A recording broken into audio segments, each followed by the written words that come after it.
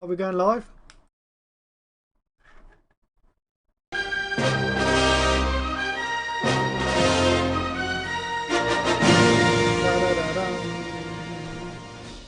Hello and welcome back for another live show from our cartoon studio with us, the Look Creative brothers, Scott and Anthony Evans.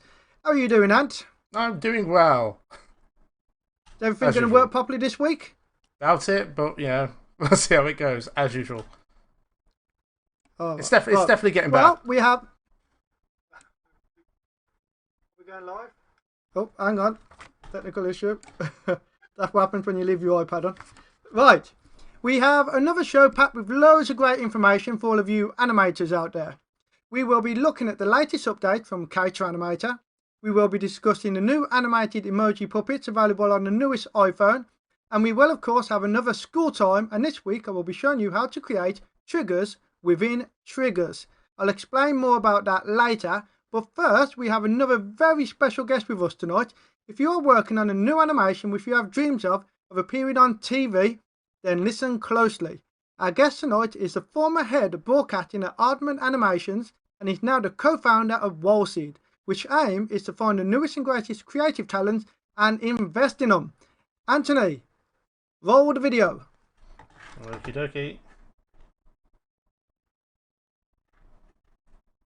We're investing in new films and web series. This is Wildseed Studios, the channel for creators. If you're a creative person right now, there've sort of never been fewer barriers to you doing amazing things. Here you'll find creative mentorship. There's a character at the heart of that whose journey you believe you will become emotionally invested in. Strategic advice. It's about actually making something that can act as a calling card for your idea. And the tips you need to access our investments. Dollar bills, y'all. It's been delightful. The bar is set higher and higher every year. How does a teenager from a small town in the middle of England get to make a financed feature film? Take this opportunity to get on the inside track. Subscribe to Wildseed Studios. And if you want to see the content we're investing in, check out our other channels, Wildseed Comedy and Wildseed Sci-Fi. Right, well, can we welcome Miles to the show, please, Antony? We can indeed. And here we are. Hello. Hello, Miles. Thank you very much for joining us here tonight. I know it's quite late, so we very much appreciate you taking the time to come on and answer some of the questions that we have for you. You're very welcome. Right, nice to meet you. You too. Thank you very much. Well, so to get started, what exactly is Wildseed and what has it been up to since it started in 2013, I believe? Yeah, definitely. So we call ourselves an incubator. So our mission, if you like, is to find new and emerging and exciting digital talent and to help them with three things: with creative mentorship, with strategic mentorship, and with investment, and to help people take their often really incredible but possibly underdeveloped ideas and to help them really take what they do to the next level. And so we make these investments of £10,000 into new projects.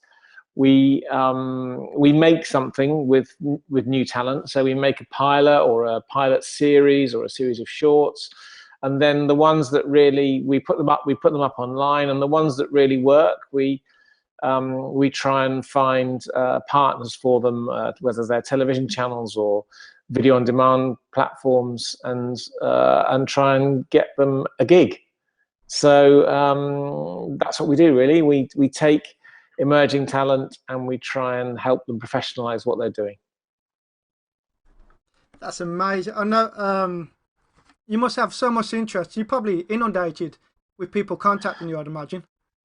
It is pretty intense. We have a website, wildseedstudios.com, and there is a portal on there where anyone can submit an idea, and we sort of open it for shortish bursts. So usually sort of 2 or 3 months at a time, maybe, and then we have to shut it because we get so many ideas that we get a massive backlog, and we like to give feedback to everybody. So we just can't allow a huge backlog to build up. So at the moment, I believe it's closed whilst we catch up with the sort of nearly 1,000 entries we had in the last 3-month window, and sort of plough through them and try and pick the ones that we're excited about and that we'd like to get to know the people and start talking about whether we want to invest in them or not. When do you expect, give or take, the submission form will be open again, available for people to send you in their ideas? I think we're nearly through the latest batch. So we've got a busy September and October at the moment, where there's lots of there's lots of traveling in markets. There's a thing called MIPCOM in Cannes in October. So maybe after that we'll have a look at whether we can open it again. I mean, there are ways for people to get projects to us without using the portal, but they have to use a bit of ingenuity. But the sort of level playing field, completely open submission system will probably open again. It might actually be the new year before it opens again, but it could be before Christmas. We'll see how we get on. Is the submission stage fun for you? You know, it sounds a bit like the X Factor opening rounds where you'll have loads and loads of people sending in their ideas, and I imagine that alone must be lots of fun, just, you know, seeing all the creative ideas that are coming through, and, you know, even the ones that might not be so great, it's still interesting to go through. It's fantastic, and people put a lot of effort into it, and a lot of people, you know, and some people are nervous about it, and they're sort of exposing themselves. Sometimes they're exposing their creativity, if you like, for the first time, and we find a lot of people who send things in have never really had notes. They've never really had a response from a professional. They've sent things to a few places but never heard anything back. So it's really exciting. It's really amazing to see all that work that's being done out there. And of course, some of them are, you know, a bit wide of the mark. And but even so, we always try and find something to be positive about, and to say, if you focus more on this and you did something a bit more like that, then maybe it would start to get better. And I think it's hard work. You know, being creative is hard work. So we try and encourage people as much as we can. Is there anything particular? It's great.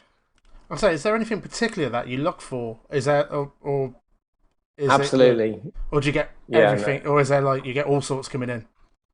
No, we get all sorts coming in. I mean, so we're limiting our ideas. So we do 2 or 3 things really. We do kids 6 to 11. So we don't do preschool.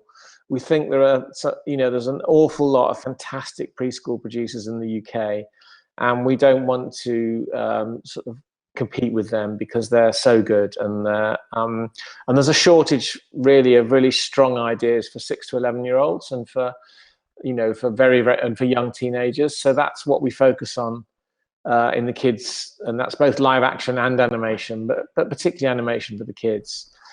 We do comedy and we do scripted drama, so we limit it to those. And we always say that the thing that we really, really look for in everything is fantastic characters. So we're not interested initially in sort of complex world building or high concepts. We're really, really focused on, is there an interesting character at the heart of the project that we think the audience will want to be or be with?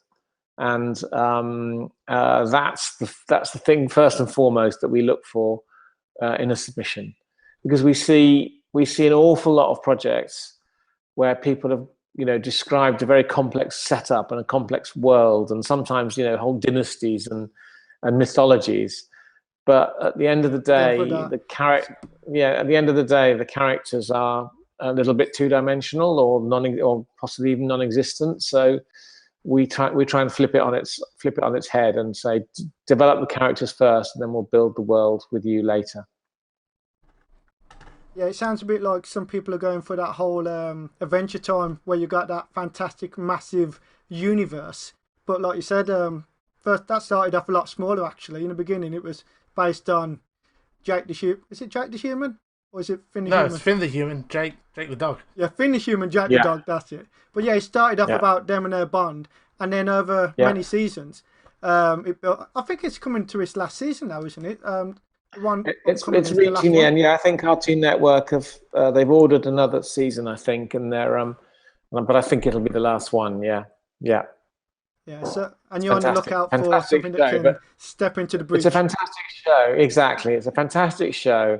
It's by our friends at Federator. So I might talk about it a bit later, but we're making some shorts for Federator at the moment. But and they're very, very. We've learned a lot from being friends with and working for them. And they focus on character. That is what drives their creative ambitions there at Federator. I suppose if you've got a good character, then you can build stories around it. The story can build upon like someone that's the character will drive the story. Yeah, the characters drive the story, and people come back. People come back for characters. They don't come back for plot, or they come back because they care about a character. So that's what you want. You want people to really engage with the character and want to know what's going to happen to them next, and to care about, to really, really care about them. Right, so all you animators out there, first lesson of the interview, get your notepads out. Character first, complicated storylines afterwards. You can worry about the whole universe once we care what happens to the people that are inside that universe. And I suppose so for these... I suppose there's a lot of time taken up in building all these complex universes and stuff like that, and it's taken up a lot of time that they don't need to be spending. So yeah. No, much more important to really think about is this, and it's no good a character saying, "Oh, this is the silly, this is the stupid one, and this is the one who can fix everything, and this is the girl who is a tomboy," and all those kind of cliches. Really, it's got to be. You've got to really build. The characters can be archetypal, but they've got to be interesting. They've got to be. You've got to know why they're like what they're like. Why are they unconfident, and what is it about them that has made them attention seekers or jealous, or the feeling that they have. Being brave is one thing, but the feeling that they have to save everybody. What is it about their lives that has made them into the people that they are, the characters that they are, and is that behavior consistently reflected in all the scenes that are written for those characters? So those are the kinds of questions that we really like to get into when we start talking about character. I suppose when I actually think of cartoons, I actually enjoy Adventure Time and like Rick and Morty. It's always the backstories on how the characters developed, or what happened to them in their past, is what keeps you gripped and you want to know. So I always find that an interest. Yeah. So I can see exactly what you're saying. Yeah. Good. Yeah, and we actually refer a lot to the work of a woman called Laurie Hutzler, and she has a website called the Emotional Toolbox, and it's a sort of character mapping system. So it's worth, for people who are interested, it's definitely worth having a look at her website. And etbscreenwriting.com, I think it is. And having a look at her website and just reading about how the way she approaches character, we find it quite useful. It's not, writing systems are not the be and end all by any means, and some of the books are very, very sort of prescriptive, but I think it's interesting to think about character in different ways, and the way Laurie Hutzler describes the way she analyzes character is certainly something that we've referred to a lot in our work. Yeah, that's what I mean. Like you say, give a character a reason for being the way they are, not just he's the hero, she's the smart one. Yeah. We'll also add a link, those two links into this video as well when we're finished as well. People can check that out. Right, yeah. On to the next. Well, I imagine, how many of the submissions that you're getting, because you said you do live action as well, how much of a proportion of that is actually animators? How many animations are you getting submitted to you? Is it a big part of it, or few? Yeah, no, it's probably, actually that's a good question. I haven't counted up recently, but it wouldn't surprise me. It's between a third and a half are animated, I think. Well, I've got a big background. I've got a background in animation, and so is Jesse, my business partner. He's the creative director of Wildseed Studios, and so yeah, we get quite a lot of animated submissions, and we love animation, and we did a show called Counterfeit Cat for Disney, and we won a BAFTA for our short called Lottie Bear Shout, and we love making adult animation as well. So it's a big part of what we do, and it's a big part of what we love. Well, so someone submitted you an idea, and out of all the hundreds and thousands that have been sent to you, you find one that you like. What happens next? What's the Wildseed journey? What's the process? Yeah. So the first thing we do, obviously, so someone's usually sent us something in through the website, and they emailed us, and so it gets read. Everything gets read by our usually someone in our creative department, and then they get sifted out, and the ones that show real promise, we pass to Jesse, who's the creative director. He then will make contact with the creator, and he will start a conversation with them. So no contracts, no money changes hands. It's just we start having a conversation to find out if that person is willing to enter into sort of collaboration, because I don't think we've ever had anything that's been perfect when it's come to us. We've always liked to try and get into a conversation and try and help people make their project the best it can be.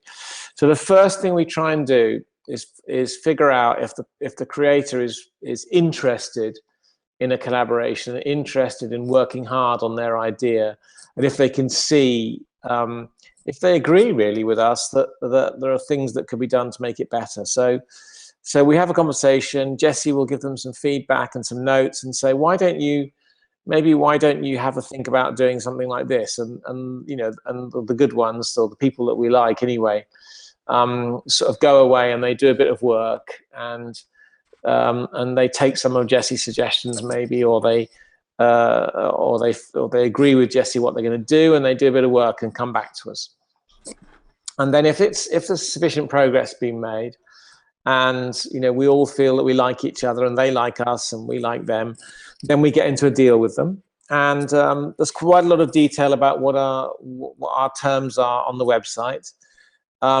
So we have a one-size-fits-all contract. Everyone signs the same contract, which we can tweak it a little bit here and there, but the underlying terms are the same for everybody, because we just haven't got the time, and we don't want to spend thousands of pounds on legal bills.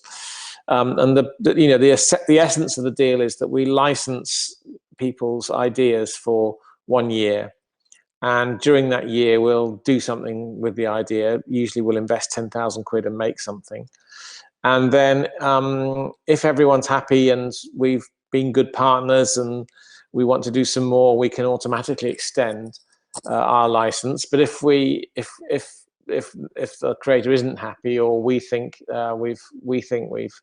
it hasn't worked what we've done, then the rights expire and all revert back to the creator. So it's more complicated than that, but the idea is that the example we always give is, if a creator comes to us with an idea for a character called James Bond, we license the character of James Bond from the creator. We put in £10,000 and we make preferably Skyfall, because that's obviously the best James Bond film, and then we own Skyfall, but we give the creator a generous share of profits, if there are any, and then if after a year we want to make another film, then we will extend our license in the character of James Bond. But if we don't, then we stop making things. We still own Skyfall, but the creator owns the character of James Bond and can take the character anywhere else to do what they want with them. So that's the underlying principle of our deal. We do the deal. We put in £10,000. We try not to have some sort of painful extended development period. We try and actually make something so that people have got a video that they can that we can use to sell the concept further, or that they can use to build their show reel or whatever they want to do with the video. and we give people creative control over their ideas. We advise, we give masses of notes, but none of them are compulsory. We try and make something as good as it can possibly be, and then we take it out into the market and see if we can raise money or find a buyer for, not usually for the tape, although we have sold a few of the tapes that we've made, but actually for the idea, maybe for the character, or for a series based on a short film, or something. One of the things we did, they said, well, we really like these actors, we really like this writing, let's do something completely different, but with you and with this talent. So it can work lots of different ways, but that's the idea. That's our process. Well, thanks. That was it's a thorough explanation of exactly what the journey is, so everybody knows what to expect. But it just sounds like people got to be willing to enter into a partnership with you. You know, not to be. Yes. So I can imagine some of the people can be really precious with their ideas. It's like, this is my baby, and I don't want to change anything. And also I can imagine some people wrangle over, you know, how much of it, you know, do I own? But at the end of the day, you can own 100% of something, but 100% of nothing is nothing. You're much better off entering into a partnership with someone like yourselves, and then it gets extended, taken further than you could ever do, and then you're a part of something much greater than you could ever have accomplished on your own. A question I have, how much do you need to bring to it? Like, do you have to be in this? Do you have to be able to animate, or can you just come with some sketch ideas? Like, how involved do you have to be? Start off with? I mean, I think, you know, we want. So we've picked up ideas based on little pilots that people have made themselves. I mean, really low budget and lo-fi stuff. We just need to see a spark of something. But you know, if someone says I'm a director and I want to make this animated project, and then ideally they would have animated something, or they would have drawn something, or, you know, it's all these tools are relatively freely available now, so there's no reason why someone couldn't have done a bit of work to help us understand what the idea is. And it can be as rough as you like, but we like to see something that's been worked on a bit, rather than just, I'd like to make I want to make a heist movie with dogs. I think we like to see a bit of thought's gone into it, and also to see what people's skills are, you know. But it doesn't matter if you're not an animator, but you're a writer and a funny voice artist, and you can draw but you can't animate. That's fine. And we can easily plug those gaps. Or you're an animator but you can't write, and, you know, you've animated the character but you can't write dialogue. Then we can easily put you together with a writer to help you write scripts and so on. So we don't need everyone to be able to do everything, but we need them, what they say they can do, we need to see that demonstrated.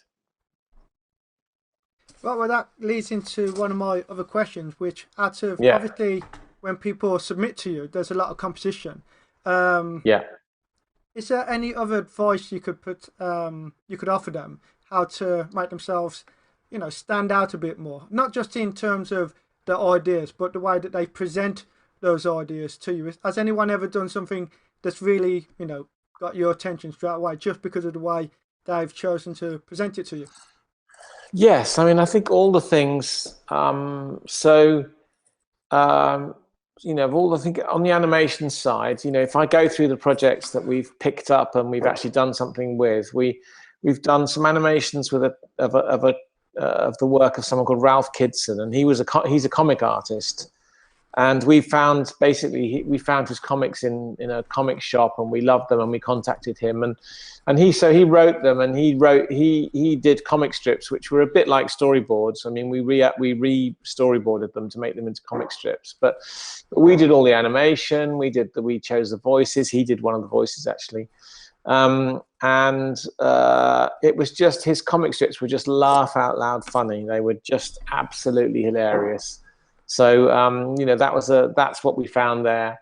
We sold those to BBC Three. So on the BBC Three YouTube channel, you can see Tales from the Serengeti, which came from comic strips by Ralph Kidson. We did a show called Wolf Jenkins, which That's by a chap called Andy Needle. He'd made one of the animated shows, so he made a sort of test, and we decided to make 5 more. So we made 5 4-minute films, but he actually made a whole animated series, and they're really, really stupid. Wolf Jenkins, again, they're on the BBC. They're also on the Wildseed Comedy website. We've had one of the first people that came to see us were called the Spin Kick Bros, and that's Tom Gran and Martin Woolley, and they came in with a pen drive, you know, with the memory stick, and they had 3 pilots that they'd made on there. And again, they were as rough as hell, but there was something about them which was just great. There was a sort of pace and a humor and a kind of attack, which we really, really liked. And we picked up 2 of the 3 things on the Lone Wolves was one of them, and the other one was called Rajesh Finesse, which again they're on the Wildseed website. So you know, usually with animation, they've drawn something, they've made something, they've recorded something, they've given us a clue as to why this is going to be funny and why people are going to like it.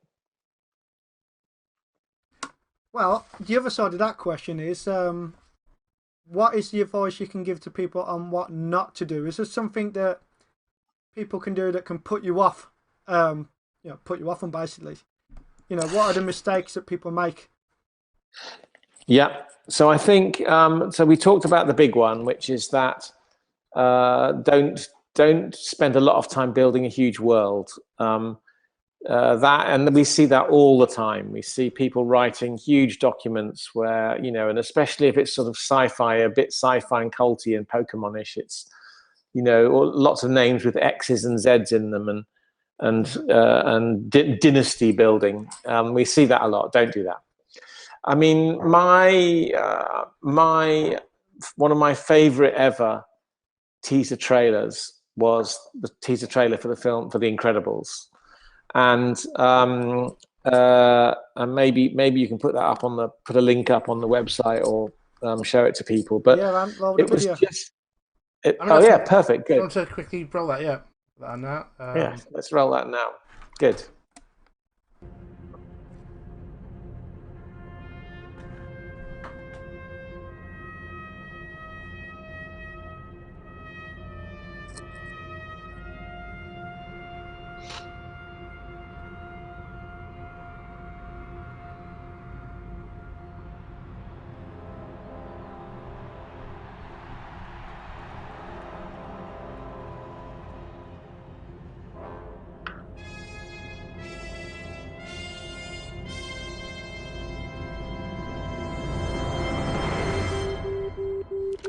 Incredible, we need your help.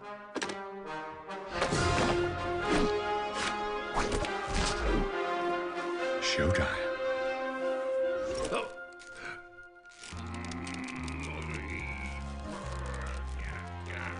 Honey, come to dinner. I can't come to dinner. I've got the rent. I gotta go. Maybe just a salad and yeah. Oh, some rice cakes.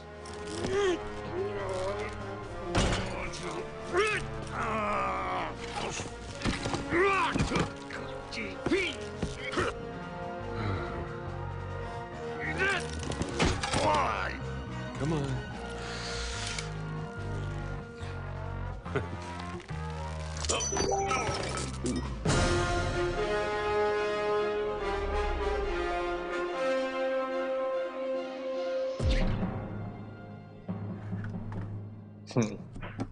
It's so brilliant. I mean, I just think it's, you know, obviously they're making a trailer for a multi-million pounds, $1 million movie. So they've put a massive amount of work into it. But at the heart of it, it's about a retired superhero trying to put his belt on.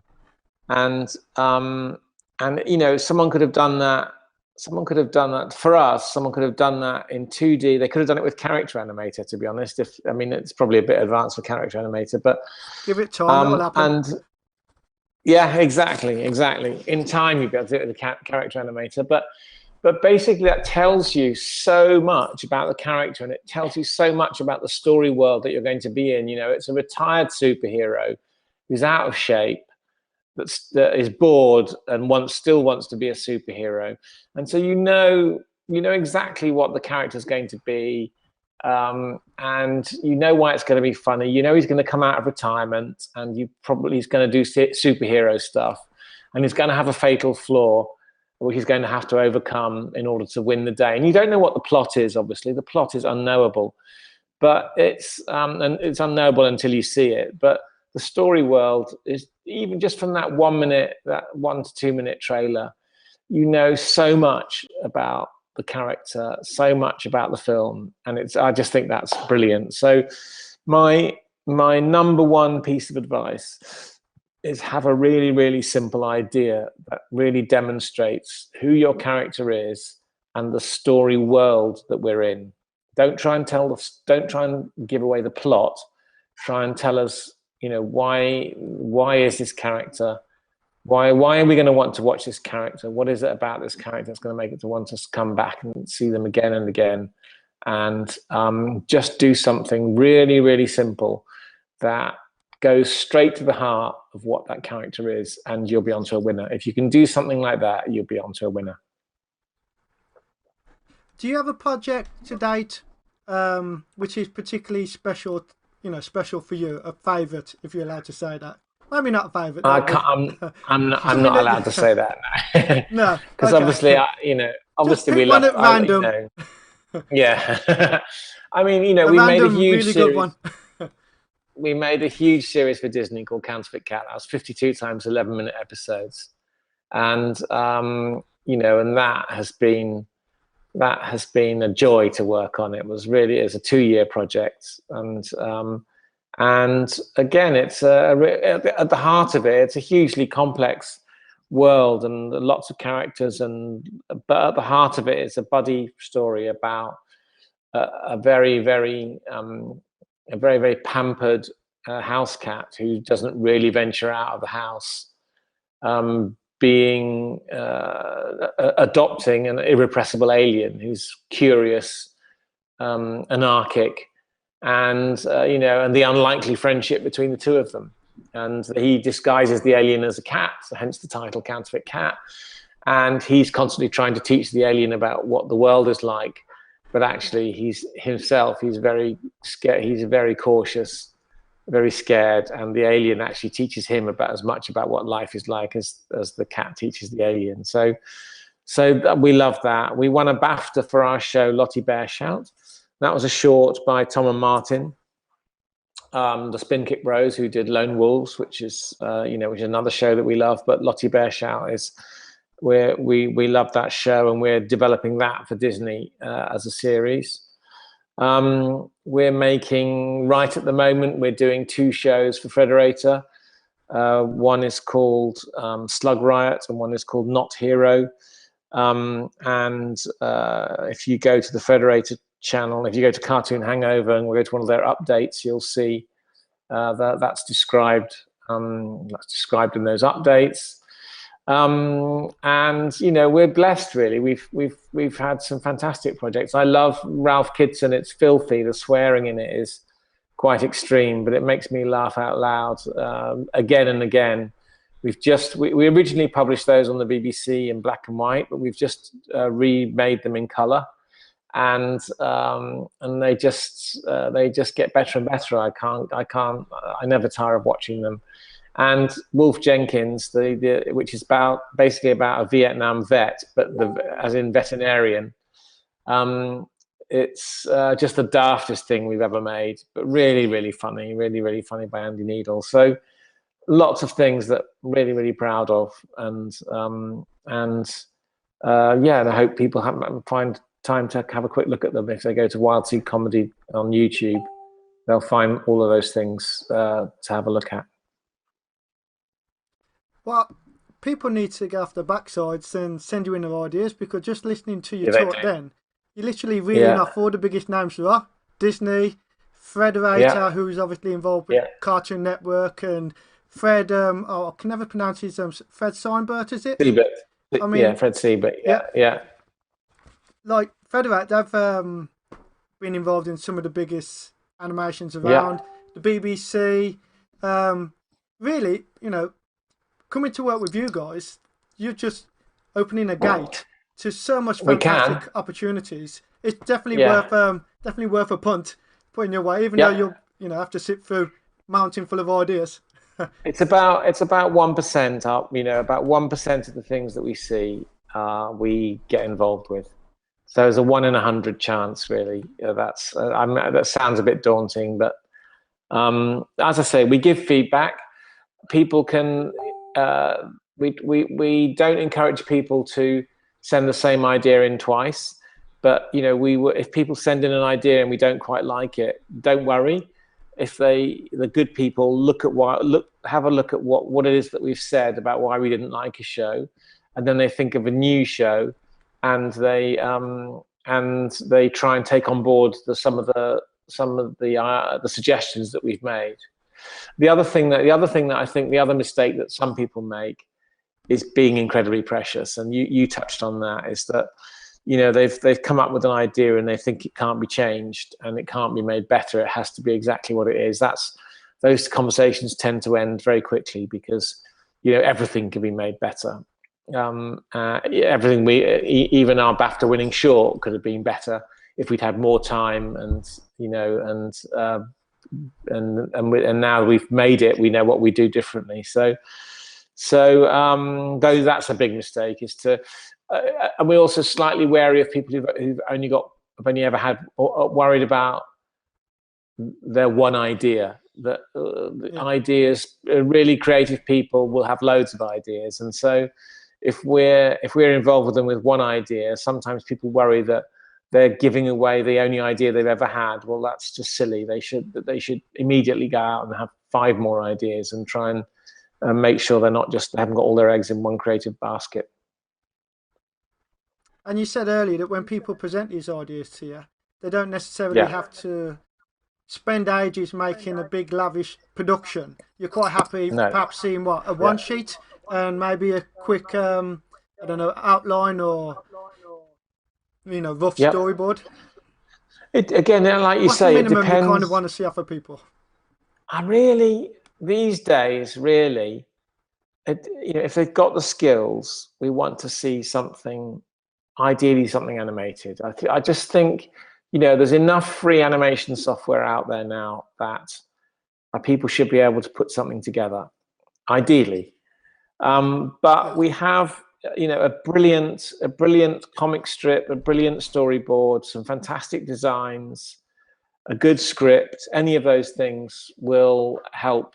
But there's got to be something. And if you imagine that we're looking, at between 1,000 and 2,000 ideas a year, something's got to pop. You've got to send us something that's really going to get our attention. And that doesn't mean to say it has to be lavish. It just has to be really clever and fresh and inspiring and make us excited to want to see more and to find out who's behind it. So you've just got to think, whatever it is, and it could be an audio, an animatic would be fine. So a storyboard set with the recorded dialogue would be fine, and so just something that's going to make us stand out, something that's going to make your idea stand out from the crowd. Do you get a lot of the same sort of ideas coming through as well?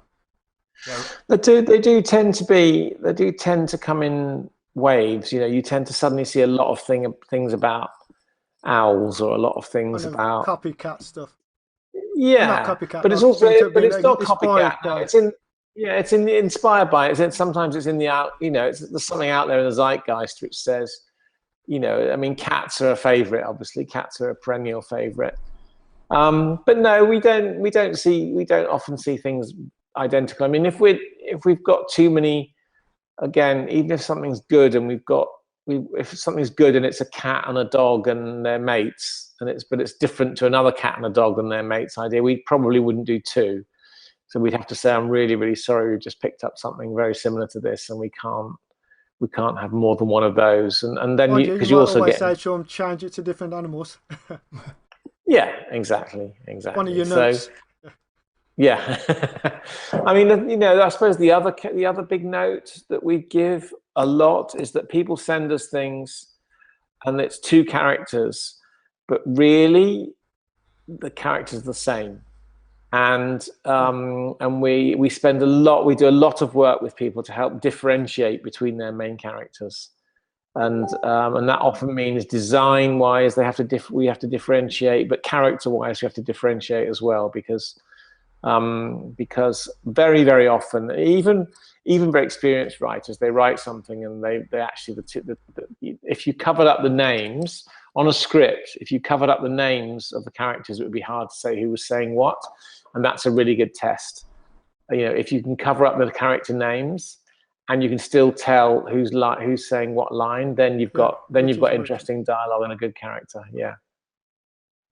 Well, that's another great tip. Well, the whole interview so far has been full of great information, so I'm sure there's plenty of people watching now or watching us on the repeat, you know, get inspired, listen to the man, he knows what he's going on about. If you want a chance of working with the greats, then pay attention. You're too kind. Sounds like you should do a bit of a X Factors type show for the animators. Funny enough, well, we do actually. We actually do have exactly a show like that, which is running in Canada at the moment. It's called Staroon. It's running on a website called Staroon.ca, and it's a talent show, but all the contestants are animated characters. So we had a mass call out for ideas, 90 and submitted characters. We chose 30. And then there were 3 rounds of development. So they had to, you know, whatever it was, they had to sing a song or tell a joke or talk about their deepest, darkest fears. And we're in the 2nd season of that now. Like something ideal for character animator. Yeah, it could really work for character animator. And the finale is on October the 2nd, and that's live on YouTube on October the 2nd. So where we pick the winner of this year's Staroon competition. And was that just for people in Canada, or was that open to? It is that one is worldwide? just anyone can see it, but only Canadians can enter. It was basically funded by Shaw, the Shaw Rocket Fund, and one of the conditions of their finance was that it had to be Canadian animators who could enter. They could live anywhere, but they had to be Canadian nationality or residents. You'll have to send us over the link. I'd quite like to see that. Yes. I'm going to send it to you now on this one little chat thing, Staroon.ca. There you go. And we'll add that link. Great. Yes, please do. That would be fantastic. We'll add that link in any of the other things that you've mentioned during the show. Great. In the info in the description below. Yeah. We'll have to. Any chance of seeing a show like that for UK or European? We'd love animators? to do it in the UK. Yeah, we'd love to do it in the UK. I mean, it costs quite a lot of money to run. So we need to find a sponsor in the UK, which we're looking for at the moment. And so if there's any rich footballers out there that want to spend the money, or a software company, or an entertainment company, or a publisher, or who would like to get involved in helping develop.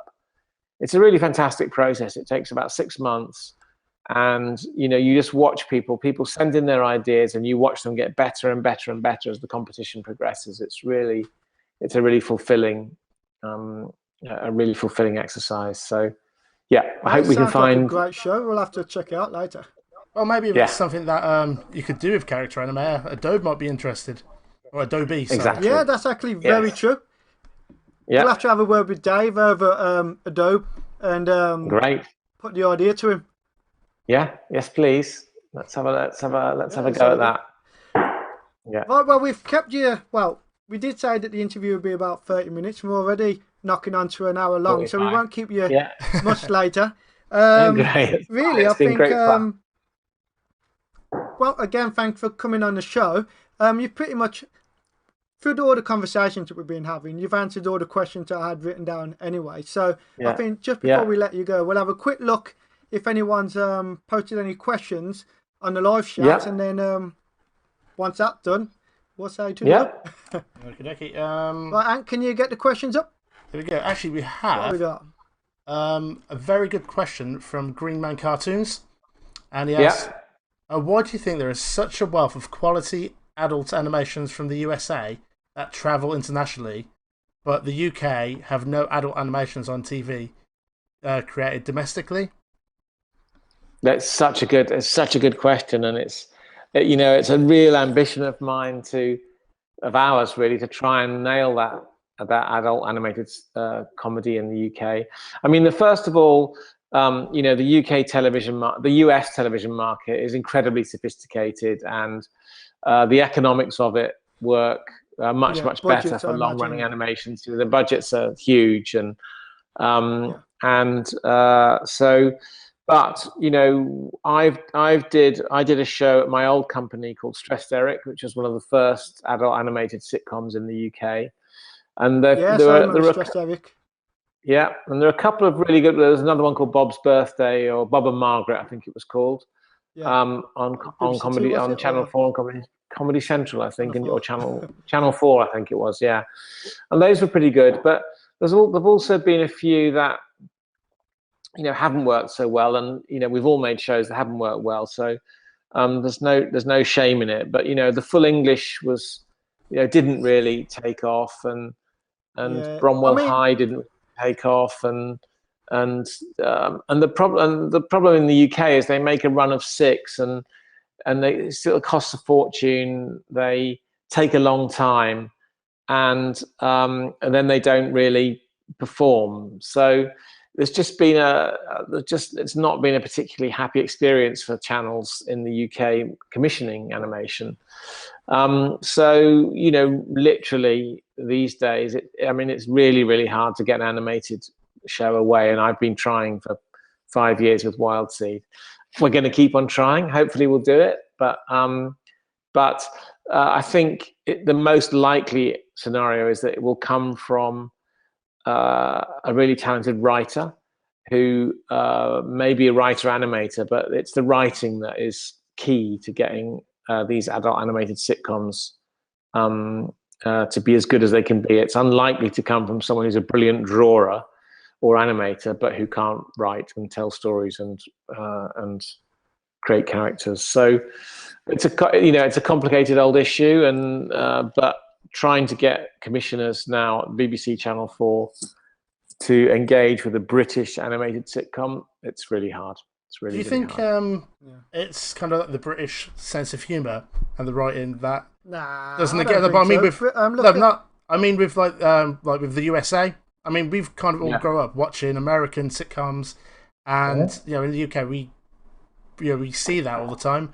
But do they really watch much UK? Do they get our sense of humour? Yeah, I mean, Monty Python, Red Dwarf, they all do well over in America, don't they? Actually, yeah. And, Ricky The Office, exactly. Ricky Gervais, and they do. I mean, they tend to have quite a sort of East Coast, West Coast following. And America there's that rather large bit in the middle, which is probably less interested in obscure European comedy. But I think it's just the Americans are so good at that writing. They put together those huge writing rooms of and people who leave Oxford and Cambridge who want to make money go into the city, but people who leave Harvard go and work who want to make money, they go and work on television shows if they're good writers. So, and it just attracts the absolutely best talent, and they've just nailed it. They've made it so good, the writing process for animation in America, and we're just not quite there yet in the UK. And our best writers don't often think about animation. They think about other things, sitcom or drama. Well, like you said, America got such a massive budget. They can throw a lot of money at a lot of shows, and you think Adult Swim and people like companies like that, they actually churn out a lot of animations. And for every Rick and Morty, there's probably quite a few that fall by the wayside. Whereas in the UK, we don't have that budget, so For every time you make Full English or Warren United, when they flop, then the stations don't want to invest that money. No, then it's too risky for them. Exactly. Yeah. Exactly. Yeah. And I know we keep banging on about character animator, but it's a bit like South Park, where South Park, they famously made that documentary where they showed how they make an episode in 1 week. Is it 7 Days to Air? I think it's called. And because I've got quite a simple animation process, they can come up with an idea and churn it out fast.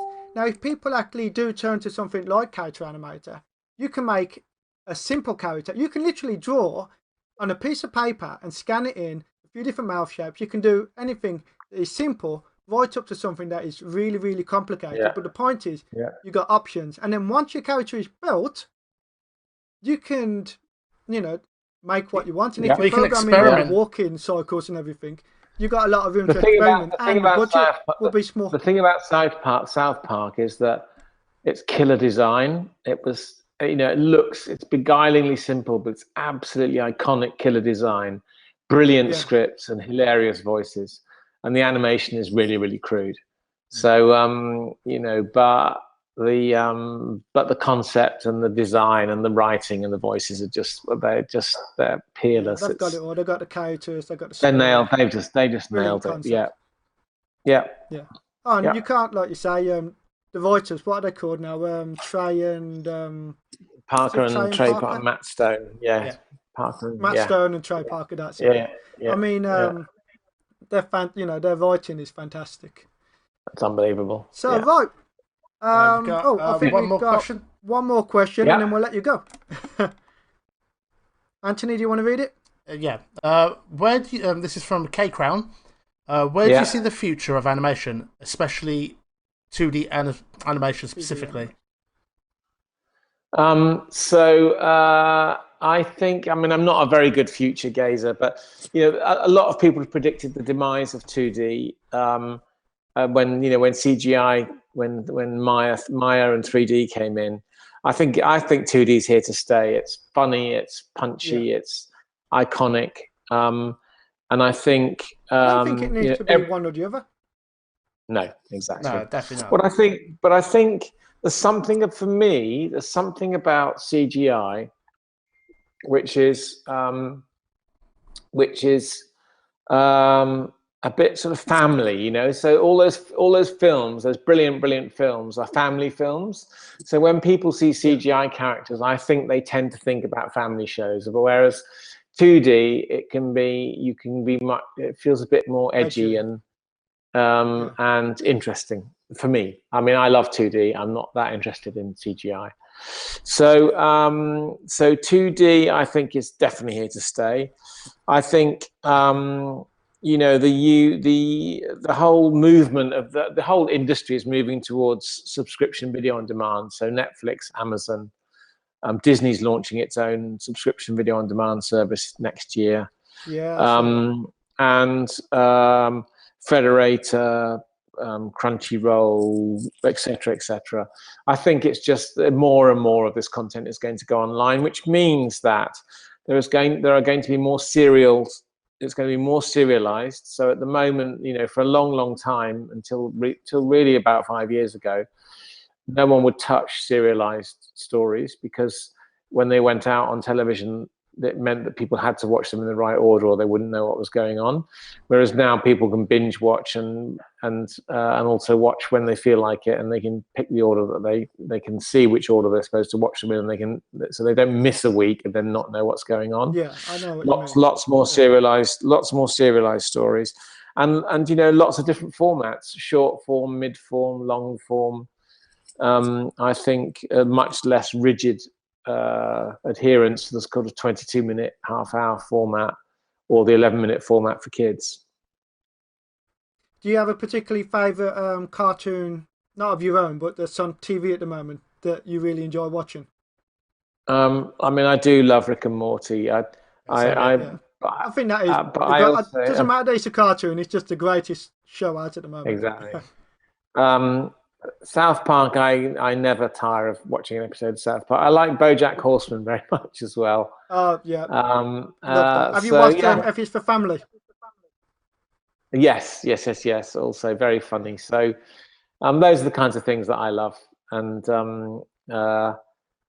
we'll always go back to and watch. Well, thank you very much for coming on tonight. We've kept you for almost an hour, so it's much appreciated. And you've given us so much, us and everybody watching, so much information, plenty to give people, plenty to think about, and hopefully to help them come up with better ideas and better pitch themselves to you. Yeah. So I've just got one request now, which is that I think, I've got 999 followers on Twitter. So someone's got a chance now to follow me on Twitter at Miles Bullough on Twitter and be my 1000th follower. So go for it. That's the task for the night. I've been following you for a while, so it can't be us. Well, thank you very much. You're very welcome. Really appreciate your time. Much appreciated. Good luck with the show. Maybe we'll talk to you again in the future. Yeah, anytime. I'd be delighted. Yep. All right, guys. See you later. Thanks very much. Good night. Bye for now. Bye. Bye.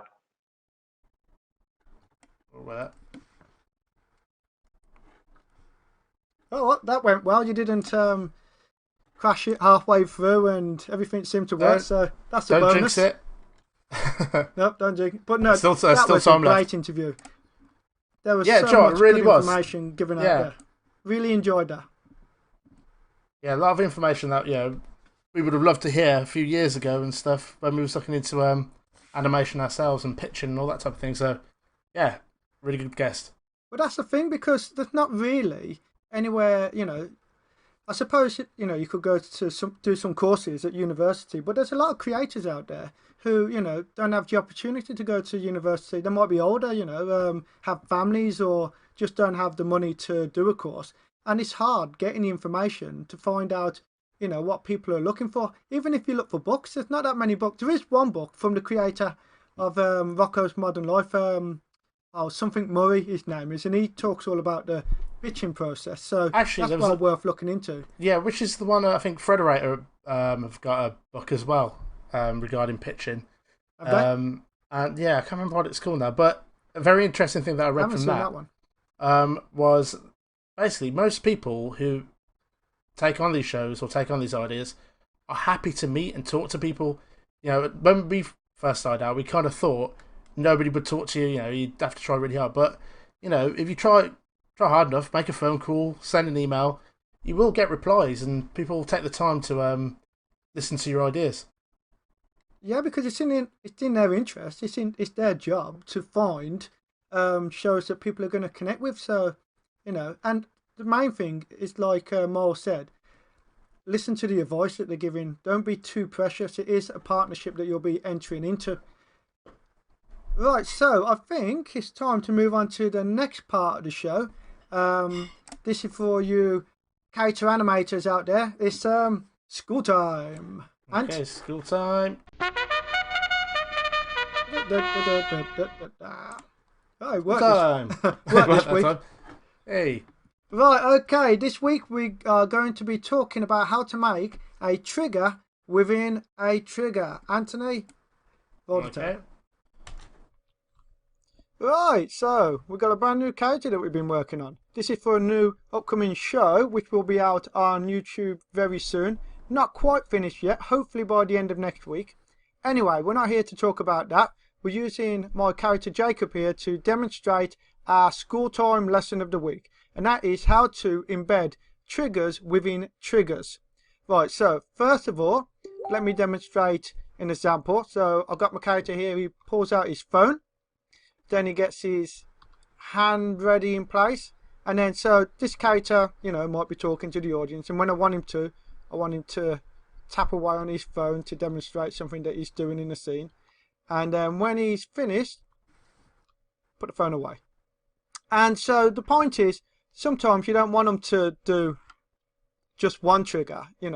For instance, I wouldn't want him to pull out the phone, press the buttons, and then the phone goes away. I want him to pull out the phone, keep it in place, and then press the buttons when it's relevant. So And this can apply to lots of things. For example, I had another character who had handcuffs that he pulled out and then he swung them around his fingers when he wanted to.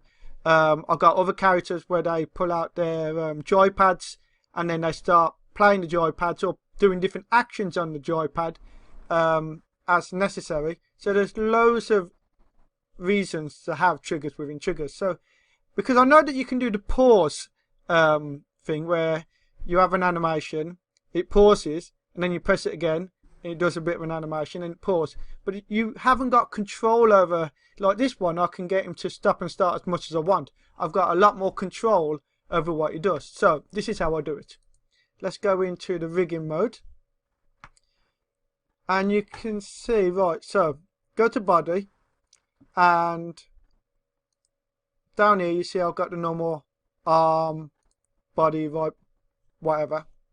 But for this action, I've created a whole body animation. And here it is in phone. And you can see these frames here. When I press T, it triggers him pulling out the phone. And then on the very last frame, so what will be frame 1000, 100th, whatever it is, frame 10021, sorry, 10022. Instead of that being the last frame, I put that in a folder.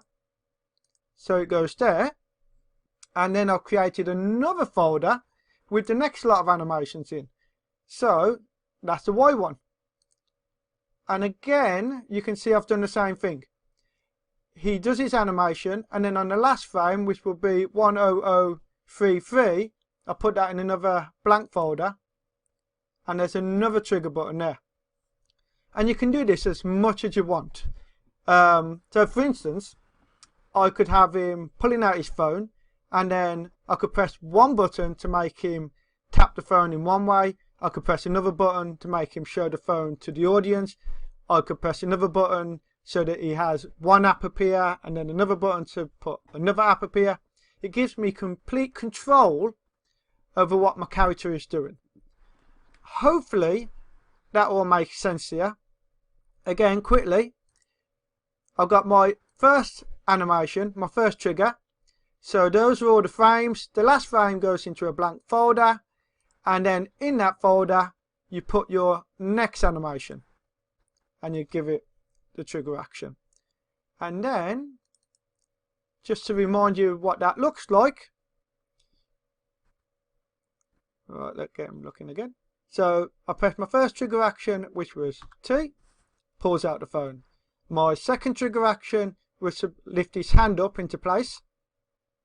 And then the last trigger action I chose was to have him tapping on the phone. But again, I can add more later on. I can have him showing the phone to us. Right, so that's my trigger in a trigger in a trigger lesson. Hopefully that makes sense. If it doesn't, feel free to post a message below or send me an email at info@digitalpuppets.co.uk.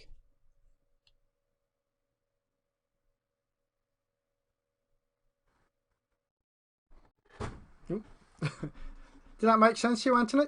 Yeah, that makes sense. That's a good tip, that is. Yeah. Yeah, so I pre-recorded that earlier for everybody, and listening to it back, oh god, I can't stand listening to myself. So it's alright, we can't stand listening to you either. Else there. Yeah, I know. I apologise. Right, okay, Antony. So next part of the show, it is showtime. No, showcase. Have you got the new? Well, we haven't animated this one, but I've got this. Come down for that. Like that. There you go. Wow. That's not what I animated. All right. Well, what have you got to show us this week? I'll do it again. Look. Brilliant. Okay, this week we're going to showcase a character Scott's been working on. You can explain who this was for and who this is. Yeah, so. This is for a Twitch gamer. I will put a link below so people can find his channel. He hasn't gone live just yet. It was literally just finished a couple of days ago. And I don't know an awful lot more about it than that. I'll have to put a link. We'll have to come back in a few weeks when he's done a few videos. We'll showcase some of the videos. An example of. Pardon? Yeah, we'll showcase some of his videos once. Yeah, we'll show off some of his videos. But like I say, his channel's not live yet. So it's a kind of Vin Diesel looking action. Yes, is it like based on Riddick? Yeah, pretty much. No, it's a nice character. We've got a few triggers. So we've got draggable arms, a few switches on the hands. They got a bit of a knife. Yeah. And we've also got different facial expressions. I've just been doing a smile, angry, and happy. So yeah, no, that's like I say, every week we're going to try and showcase a new puppet that we make. We've always got something that we're working on. So. And I believe you got some videos to show us from Mr. John Grundon. Yes, we have. Let's get them ones. Now, if you're in the UK, you most likely might not have heard of John Grundon, but even if you're in the US, you may have, because I do believe he's an ex-NFL football player. He's now a commentator, possibly was even a coach in the past. I'm not from America, I don't know. But it was made for the ESPN channel. And Ant, why don't you roll the video so people can see what this customer was doing with their digital puppet? A lot of things irritate me. That's why they call me Chucky. You know what I don't like? I don't like bubble screens. They bother me. They count as a completion. Some of these guys, they come in, I got 76% completion percentage. Well, you should. You threw 16 bubble passes. Some of these receivers, I got 12 catches last week. No, you didn't. You caught 8 little bubble screens. Who runs them? Jerry Rice run bubble screen? Man, I don't even like the name of a bubble screen. I don't even like bubbles. You know what else I hate? Phone solicitations. And it's not even a person, it's a computer. Hi, John. Just checking in. I hate that.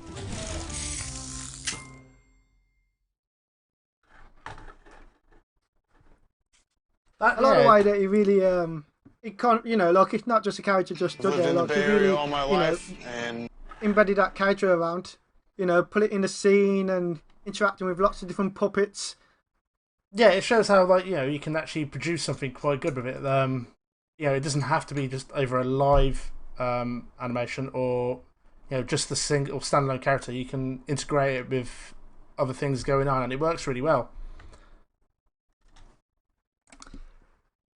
Right, well, I do believe that's our showcase. We've got loads of puppets, but we don't want to show them all this week. We'll show them a few different ones each week. So next, let's talk about the cartoon news. Now, Anthony, have you got the cartoon news banner working? Ah, the cartoon news banner. I knew there was one that was missing. Is it going to work? No, I've got the cartoon news banner. I didn't know we was doing cartoon news. What? No cartoon news banner. We're going to talk about... Did you even listen to the start of our own show when I said later on we're going to talk about the new character animator updates and the Apple phone apps? No. No. But I can get up the... There we go, we'll get up this video. Oh yeah, this is from the new iPhone, isn't it? Yeah, this is the new iPhone 10, isn't it? The emoji animations. Yo, you wanna meet me at the lounge? Yo, you wanna meet me in the club?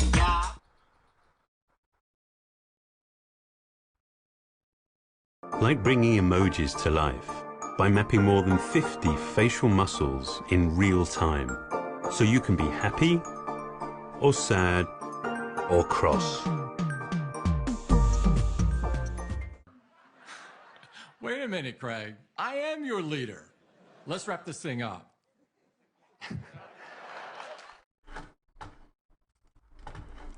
Yeah, because Apple bought out... what was the name of the software that was... yeah, I think it was last year. I started using some software called Face Shift, and it was amazing. Using the Kinect to map your face and do, well, facial animation on a 3D character. And yeah, then there was news that Apple brought it, and nothing happened with it for They shut ages. it all down. You couldn't Shut get down. it anymore then, could And now we see what they've done. And to be fair, it's pretty impressive. And I think it opens up a whole new era for digital animation, live facial animation and stuff. So yeah, it's definitely interesting. Yeah, it's to see where definitely it's good for gonna the go. industry, because when you bring it into the mainstream like that, when everyone starts using digital puppets, then people are going to expect to see them everywhere. Especially with brands and mascots, they won't want to just see a stationary character. Well, yeah, pictures that's the online. thing. They're going to want to see them talking and moving because they know it's possible. Yeah, if you can do it on your phone, you're like, well, I can do it on my phone. Why can't I do it on a show or do it Why isn't online? Roy the Tiger talking to me? Yeah, exactly. I think it's all going to be going that way soon.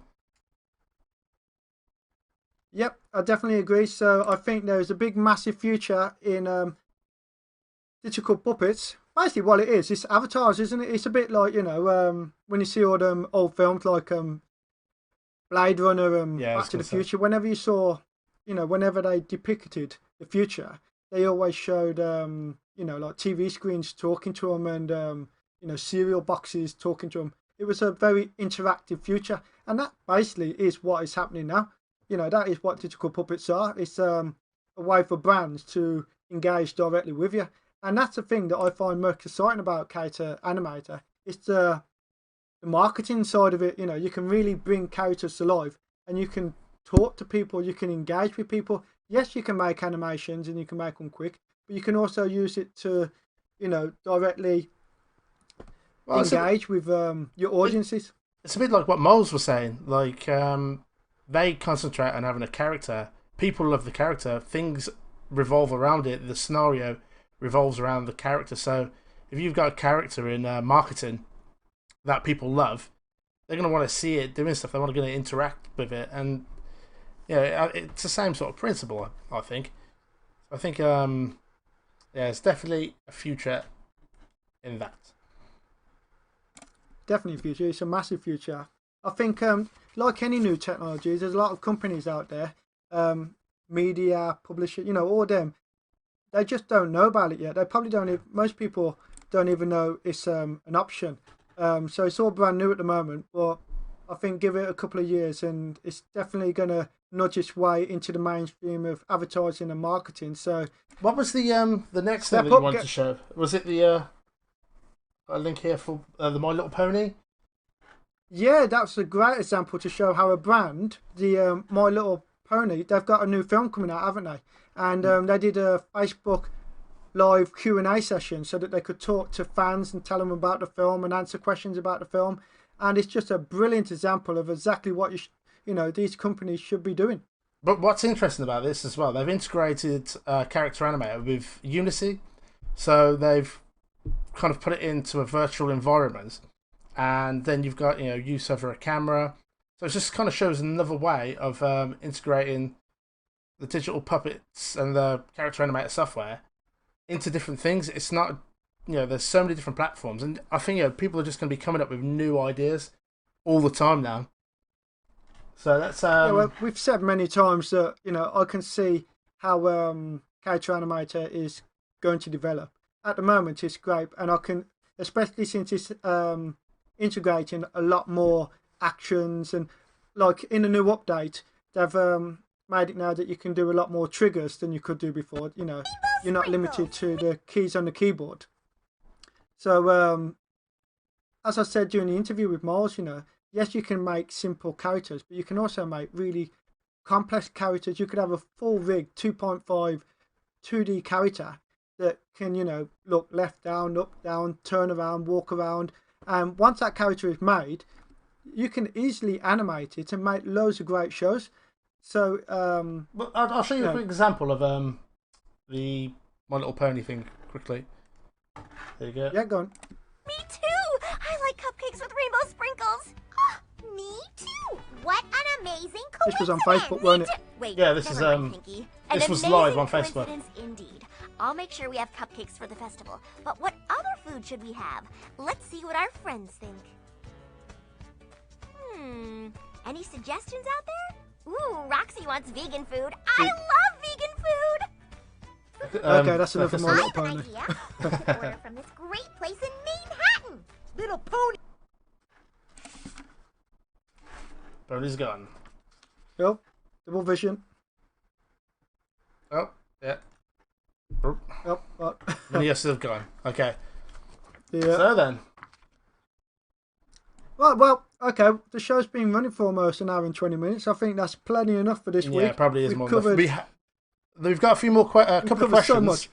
that we've missed. Go on let's then, get have them a up look. and have Let's a have a look look. what people have posted. There was a question earlier on that I didn't ask Miles because I think it was more directed to us. But yeah, Abdallah Altay, I hope I'm saying that right. What's the best way to animate character? I don't know what that means. In After Effects or Character Animator, which way is the easy way? I think with that, it depends what you want to get out of it. Obviously, in other animation softwares, things like After Effects, you're going to have more options for controls. But with Character Animator, once you've got a character set up, that is probably the hard part, setting up the character. But once it's done, to create repeat animations, then we find that the easiest way. You can. If you're new to animation, it's not just animation. It's learning how to order timing and the motion and stuff like that. It's it's a big learning curve. So if you've got character animator and you just got a character that's like kind of what we're doing now, talking to the screen. In that instance, then character animator is definitely easier because you just make the character and then you're talking away. But if you want something more like a traditional TV show, where the characters are moving around a lot more, even though I see that in the future for character animator, it's not quite there at the moment. So you would still use Animate or After Effects. I personally use Animate, but I know there's a lot of people out there that prefer animating with After Effects. Like Dave Warner said a few weeks ago, it's all different tools. There's always a different tool for one or the different other. things. Yeah. You mix between them. Like if I was making an animation now, I would animate some scenes in Animate. I would do some scenes in Character Animator. Then I'd bring it all into Premiere and edit it all together. Yeah. We've got some more questions, did you say, Ant? There's another question from K Crown. Do you think there would be a way to integrate your own emojis or characters in the future, or have Apple got the monopoly on this now? No, there probably will be. Well, this is just a guess, really. And at the moment, I would imagine that Apple would want to keep full control of their personal. But I don't think Apple you're definitely going to get loads of. Apple wouldn't own the rights, I think. Okay, you answer, so we're not interrupting each other. You say what you think first. Well, basically, I'm saying that Apple don't own the rights for emoji, I don't believe. They're a company, so you can license their characters, so I can't see why anyone else couldn't make something with them. Obviously, what Apple have got on their phone is theirs, but I don't know. Don't really know enough about that, but there's definitely ways I'm sure there'll be loads of apps that will come out where, I mean, there's definitely ways that I know of that you could create the same sort of thing. So I don't know, we'd have to wait and see. Like I said, Apple might kickstart it, but they definitely won't be able to just do it themselves. Once people see how popular they are, loads of people will start making third-party apps. Definitely. I think it's always a case of it needs to get out there and people to know it's available, and then once they do, then everyone's going to want it. And they're going to want an affordable way of getting it as well, because I mean, I think the iPhone at the moment, like I think £1,000. Isn't it? It's the £1,000 version which you can only do the animated one on. So at the moment, not a lot of people really going to get to use it, but I'm sure what's the other one? Not Apple. I forget now. I'm not a big phone user myself. Samsung. What's the other? Android. Yeah, no. I mean, you got ISO. iOS. Yeah, and what's the other one? Android. Android. There you go. Yeah, they normally jump on the bandwagon and give a cheaper, effective version, don't they? Yeah. Yeah. So okay, Apple might be churning out their £1,000 version at the moment, but I guarantee within a year or so there'll be a 99p version which is just as good that will come out. Yeah. And maybe in the future, just like people can make little emojis, you know, like the picture emojis. In the future, you'll be able to make your own animated emojis and sell them online, just like lots of other people do. Maybe. Right, I think that's it for tonight's episode, Ant. Yeah, I believe so. We've gone Right, for okay, an hour and a half now, I think. So. Yep. Well, thank you for everybody who's been watching us tonight. I hope you found it as interesting as I have. Just interviewing Miles, I thought it was great. I've thoroughly enjoyed it. I mean, we've ourselves have got some good tips and advice that we'll be putting into action. So, yeah, thanks. Yeah, maybe we'll come up with an idea and post it after Wildseed. Yeah, I think we might have to. Yeah. Right. Okay. If anybody if anybody is working on their own character animator based show, feel free to email us. Let us know about them, and we can showcase them in future episodes. Next week we are hoping to talk to somebody from Frederator.